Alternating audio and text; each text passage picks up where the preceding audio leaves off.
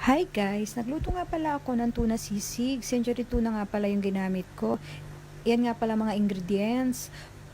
Onion, salt, pepper, soy sauce, mayonnaise, sili. Yung ginamit ko palang oil, yung oil ng Century tuna. Kaunti lang yung nilagay ko.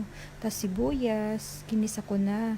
Nilagay ko na yung dinrain ko na Century tuna. Sineparate ko kasi yung oil niya.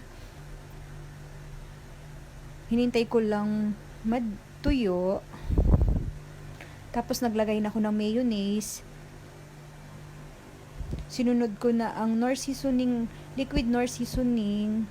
Kung walang Knorr seasoning, pwede rin soy sauce, salt and pepper.